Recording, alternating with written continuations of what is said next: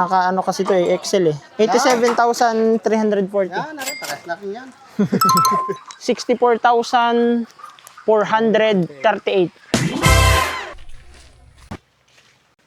Ang dami palang poultry dito, mas. Iba pa ere. Re. Ayan. Bago pa lang ito. Aba, ganda ng iyong step ah. Ay, ganda ng size. Tama lang to. So mga bossing, kakarga namin to. Ilang heads to bossing? 300 plus. Sige, sige. Pupulitarin natin mamaya yan. Ano? Yan mga bossing, ubos to lahat. Yan. Kukunin namin lahat yan. Dahil tayo ng norte. Ayan na, kinarga na bossing. Lima kada na. Ay, ang dami ho, ang dami, 5 lang. 5 lang? 5 lang, ang dami na yan. Labis na yan. 5 lang. Ba, mukhang malalaki nga. Sige. Ang lalaki ng mga manok dito mga bossing. Bali, kada salang 62, 63. 2.5 ang average. Akala ko hindi man papalo ng mga 2.5. Nasanay lang pala ako dun sa mga 3 kilohin na dinala sa akin. Kaya nagmukhang maliit ito. Good size pa din ito dito sa Oriental Mindoro. Kapag mga ganitong size, madami, may kumukuha pa din. Wag lang yung 3 kilo talagang OS na yun dito sa amin. Tingnan nyo mga bossing ang timbang nito.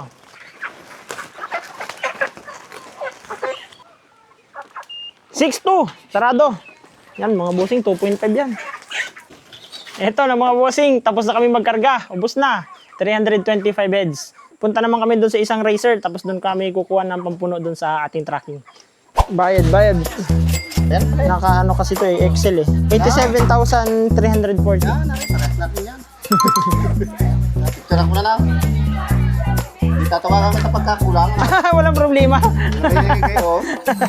Maggabulan tayo din sa Mindoro. Wala naman sa Mindoro. 87. Ay, paano bossing? Matuloy na po. Next ko ulit. Opo. Bali ito si bossing yung ating kinuna na manok dito sa Bungabong, sir. Tuloy na po kami. Salamat. Opo, thank you po. Salamat. Ito mga boss, 325 piraso. Ganda ng size, 2.44 average. Ayan. Tapos diretso kami ng isang barangay ulit. Karga ulit kami. Oo. Walang bahay-bahay dyan. At tinding kaparangan yan. Yan pa sa kabila. Yan mga bossing. Karating na kami dito sa pangalawa naming pagkukunan. Pupunuin natin yan. Yan bossing. Magandang gabi ho. Follower ko po kayo, no? Oo. Yan. Ito yung 20 kayo ba? Yan, si Piolo. Ayan, ayos. Nagkita kami ni bossing. Ano pong pangalan nyo? Edmond. Yan, si Sir Edmond. Tapos ito, yan ang poultry niya, mga bossing. Ayan, ang manok niya, mga bossing. Tingnan nga natin kung maganda. Aba, magaganda din ito, mga boss. Ayan. So, kakarga lang namin ito, mga bossing. Sibat na tayo, papunta sa norte. Naabot na kami, mga bossing, ng dilim dito. 20.7. Isang load, mga bossing. Magkikwentahan na lang. Tapos diretso na kami sa bahay, ibababa yung pangkatay. Tapos diretso kami doon sa ibang suki natin na kailangan supply ng live. 64,438. Okay, success ang biyahe natin mga bossing. Magaganda yung nakuha natin na size ng manok. Sir, thank you. Thank you. Done deal. Una na din po kami.